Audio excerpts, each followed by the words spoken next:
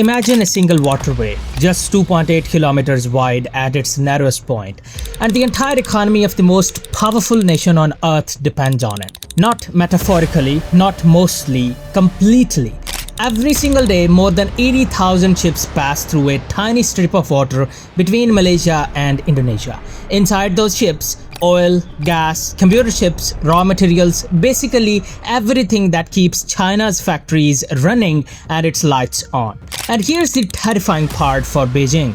They don't control it. They never have, and the United States Navy, China's biggest rival, is always watching nearby. This is the Strait of Malacca, and today we are going to talk about why this little stretch of ocean could trigger the biggest geopolitical crisis of our lifetime. Stay with me because this story gets wild. Let's start from the basics. The Strait of Malacca is a narrow sea passage that runs between the Malay Peninsula, where Malaysia and Singapore sit, and the island of Sumatra in Indonesia. It connects the Indian Ocean on the west side to the South China Sea on the east side. In terms of pure geography, it's not very impressive. It's roughly 800 kilometers long. At its widest, it's about 250 kilometers across, but at the Phillips Channel near Singapore, it shrinks to just 2.8 kilometers. That's barely the length of a few football fields for ships that are sometimes over 400 meters long. Now, why does this matter? Because it's the shortest route between the Middle East, where most of the world's oil comes from, and East Asia, which is where most of the world's manufacturing happens. Think about it this way. If you are a ship carrying Saudi Arabian oil to China, you have two choices. You can go through the Strait of Malacca, which takes about a week, or you go the long way around Australia or through other routes, which adds thousands of extra kilometers and weeks of extra travel time. No shipping company is going to choose the long way when the short way works just fine. So every day, tankers carrying millions of barrels of oil squeeze through this narrow channel. Container ships stacked with electronics and goods going both ways, liquefied natural gas carriers, bulk carriers with iron ore and coal, all of it funneling through one tiny choke point. It is, without any exaggeration, the most important waterway in the world right now. Now, here's where China's nightmare begins. China is the world's largest importer of oil. Every single year, China imports over 500 million tons of crude oil. That's roughly 10 million barrels every day. And here's the critical fact. About 80% of that oil comes through the Strait of Malacca. 80%. Let that sink in. China has the world's second largest economy. It has the largest military in terms of personnel. It has nuclear weapons, space satellites, and the most surveillance cameras of any country on earth. But for its most basic need, energy, it depends on a tiny strip of water it doesn't control. Without that oil, China's economy doesn't slow down. It collapses. Factories stop, cars stop, the military can't move, heating and cooling systems fail. The Chinese Communist Party, which has built its entire legitimacy on delivering economic growth, would face a crisis unlike anything it has seen since the Cultural Revolution. And it's not just oil. A massive portion of China's imports and exports, the electronics, the manufactured goods, the raw materials, also travel through the Strait of Malacca. China's trade with Europe, South Asia, the Middle East, and Africa all flows through that same bottleneck. Chinese leaders have been aware of this vulnerability for decades. In fact, former Chinese President Hu Jintao famously called it the Malacca Dilemma back in 2003. He said, and I am paraphrasing here, that China must find a way out of this dangerous dependence on a route it cannot protect. That was over 20 years ago. China has spent enormous resources trying to solve this problem. We'll get to those solutions in a moment. But first, let's talk about the other side of this story. What exactly the United States has to do with all of this? The United States has had a strategic doctrine since the end of World War II that most people have never heard of. It's called sea control. The basic idea is this. Whoever controls the world's major sea lanes controls the world's economy. And for the last 80 years, that has been the United States Navy. American naval strategists identified a series of what they call choke points. Narrow waterways that all global shipping must pass through. The Strait of Malacca is one. The Strait of Hormuz, which is where Persian Gulf oil exits, is another. There's also the Suez Canal, the Strait of Gibraltar, and a few others. The US doesn't physically sit on top of these waterways. US, but it doesn't need to. The US 7th Fleet, which operates in the Indo-Pacific, is the most powerful naval force ever assembled in the region. It has aircraft carriers, nuclear submarines, destroyers, and the ability to respond to any threat within hours. The message to every other country in the world, including China, has always been implicit but crystal clear. We keep these sea lanes open and we can close them if we need to. For most of history, this was fine for China because China was not a threat to US interests. When China was poor and focused on internal development, America was actually happy for Chinese trade to flow freely. It was good for business. But now, China is a different story entirely.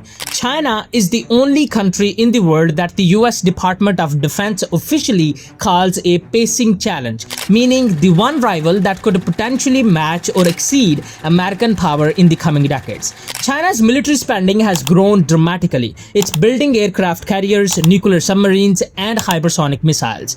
And China has made its territorial ambitions crystal clear. Taiwan, the South China Sea, and eventually a bigger role in reshaping the global order. From Washington's perspective, if a conflict ever breaks out, particularly over Taiwan, the ability to cut off China's energy supply through the Strait of Malacca is not just an option on the table. It is arguably the single most powerful card the US can play. You don't need to invade China, you don't need to fight a land war, you just need to close one tiny strait and China starts running out of oil within months. Now, some of you are probably thinking, can the United States actually do this? Can they just block a major international shipping route? Legally, no. Technically, absolutely yes. The Strait of Malacca is an international waterway, which means all nations have the right to pass through it under something called transit passage, a principle established in the United Nations Convention on the Law of the Sea, or UNCLOS. The US cannot simply blockade it in peacetime without causing an international incident. But in a wartime or near wartime scenario, international law takes a backseat to military reality. Here is the military reality. The US has a massive naval presence in the Indian Ocean. Diego Garcia, a British territory that the US operates a huge military base on, sits right at the entrance to the routes feeding into the Strait of Malacca. The US also has strong military alliances with Singapore, which sits at the eastern exit of the strait. US naval vessels regularly patrol these waters. In a conflict with China, the US could use submarines to mine the approaches to the strait. It could use its air power from aircraft carriers and regional bases to threaten any tanker heading toward China. It could impose a naval blockade under wartime rules that would effectively shut down all energy imports to China. China's navy has grown enormously, but it is still years, possibly decades behind the US Navy in terms of deep water power projection capability. China cannot currently guarantee the safety of its own oil shipments if the US decided to interfere. This is the nightmare that keeps Chinese strategists awake at night. And the scary part, China knows it, the United States knows it, and both sides have been preparing for this scenario for years. So what has China been doing about this? Quite a lot, actually. China has been executing a massive multi-decade strategy to reduce its dependence on the Strait of Malacca. Let's break down the main pieces. The Belt and Road Initiative. You have probably heard of China's Belt and Road Initiative, the massive infrastructure investment program that has poured hundreds of billions of dollars into roads, railways, and ports across Asia, Africa, and Europe. A huge part of the strategic motivation behind it is about bypassing the Strait of Malacca. China has been building pipelines, railways, and road networks across Central Asia and Southeast Asia that would allow it to move oil and goods overland, bypassing these sea routes entirely. If China can get oil from Russia, Central Asia, or even the Middle East through pipelines that cross friendly territory, it doesn't need the Strait of Malacca for that oil. The China-Pakistan Economic Corridor. This is one of the most ambitious pieces of China's plan.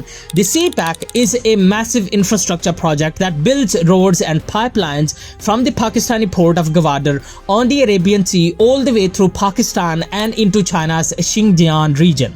Think about what this means. If China can bring oil into the port of Gwadar and ship it by pipeline straight to Western China, it completely bypasses the Indian Ocean, the Strait of Malacca, all of it. The oil enters China from the west overland, not from the east by sea. This is a brilliant strategic move, except it comes with enormous problems. The route goes through some of Pakistan's most unstable regions. There are regular attacks on Chinese workers building these projects. The Pakistani government is sometimes unable or unwilling to guarantee security, and the pipeline itself would pass near conflict zones.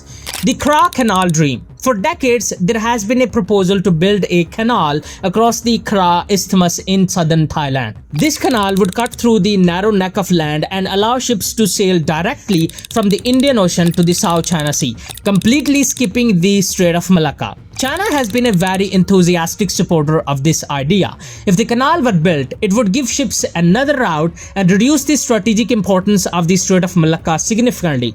But Thailand has never committed to building it, partly because of the massive cost and partly because of pressure from Singapore and Malaysia, which benefit enormously from the current traffic through the strait. Building strategic oil reserves. China has also been building up the world's largest strategic petroleum reserves. In simple terms, China has been filling up enormous underground storage facilities with oil, enough by some estimates to keep the country running for 90 days or more even if all imports were cut off. This doesn't solve the Malacca problem permanently, but it buys time in a crisis. Despite all of these efforts, the fundamental vulnerability remains. None of these alternatives can fully replace the Strait of Malacca. Not yet. The overland routes are slower, more expensive, and less reliable. The Kra Canal doesn't exist. The strategic reserves will only last so long. China is still deeply dependent on the strait, and everyone knows it. Now let's talk about the elephant in the room, Taiwan. Because the Strait of Malacca doesn't exist in isolation. Its strategic importance is almost entirely about what happens if China and the United States go to war. And the most likely trigger for that war is Taiwan. China considers Taiwan to be a breakaway province that must eventually be reunified with the mainland by force if necessary. The United States has a long-standing, if ambiguous, commitment to Taiwan's defense. Billions of dollars of US weapons go to Taiwan every year. If China ever launches a military operation to take Taiwan, and Chinese President Xi Jinping has repeatedly said this is a historical mission that must be accomplished, the United States will face a choice: stand back and let it happen, or respond militarily. Most analysts believe the US would respond, at minimum with a naval blockade, and that blockade would target exactly what we have been talking about, this Strait of Malacca. Here's how the scenario plays out in the war games run by think tanks and military planners. China launches its Taiwan operation. The US immediately declares support for Taiwan and begins a naval buildup in the region. US submarines and aircraft begin shadowing Chinese oil tankers. The US warns all shipping companies that tankers heading to Chinese ports do so at their own risk. Insurance rates for those tankers go through the roof. Most commercial shipping companies stop sailing to China immediately, not because the US physically blocks them, but because the risk is too high. Within weeks, China's oil imports are already falling. Within months, oil reserves are running low. Within a year, without a decisive victory, China is in serious economic trouble. This is the fundamental strategic problem that China has. Its military might be able to take Taiwan, but can it do it fast enough, decisively enough, before the economic stranglehold kills the Chinese economy? That is the question that keeps Xi Jinping up at night. Let's zoom out a little and talk about what all of this means for the rest of the world. The Strait of Malacca carries about 1/3 of all global trade. It's not just China that depends on it. Japan gets nearly all of its oil through the strait. South Korea does too. Much of Southeast Asia's commerce flows through it. Even Australia's trade with its major partners depends on shipping lanes nearby. If the strait were disrupted through conflict, blockade, or even something as mundane as a major accident that blocked the channel, the effects would be felt worldwide almost immediately. Oil prices would spike, supply chains would break down, inflation would surge, economies from Tokyo to London to New York would feel the impact within weeks. This is why the US Navy's presence in the region is not simply about China. It's about maintaining the global system of trade that has brought unprecedented prosperity since World War II. Stable sea lanes mean cheap goods, affordable energy, and functioning supply chains. But here is the uncomfortable tension. The same capability that allows the US to keep sea lanes open is also the capability it could use to strangle China's economy in a conflict. You cannot separate the two. China understands this perfectly, which is why it has been building up its own naval presence in the South China Sea, constructing artificial islands with military facilities and pushing back against what it sees as American encirclement. The South China Sea is not just about islands and territorial claims. It's about China trying to establish enough of a military presence that, in a crisis, it can at least threaten the shipping lanes itself to deter the US from using them as a weapon. So where does all of this leaves us? The honest answer is in a genuinely dangerous place. China is not going to stop being dependent on the Strait of Malacca anytime soon. Its alternatives are progressing but are nowhere near capable of replacing the volume of energy that currently flows through that channel.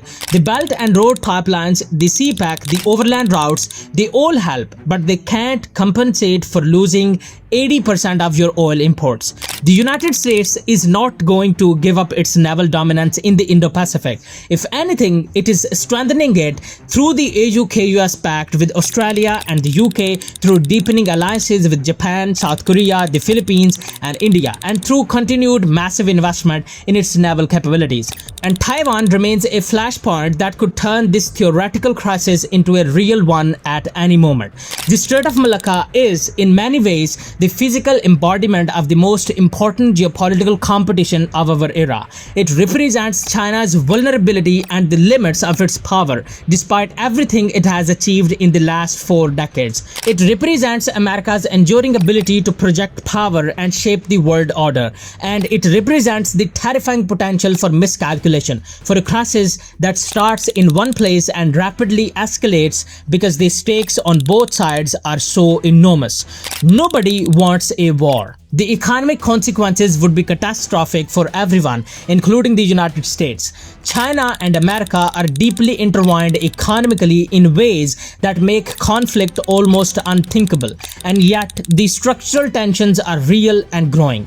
The Strait of Malacca will continue to matter enormously as a symbol, as a strategic reality, and as a reminder that in the 21st century, geography still has a profound power over the destiny of nations. If you made it this far, you now understand something that most people walking the streets today have never thought about.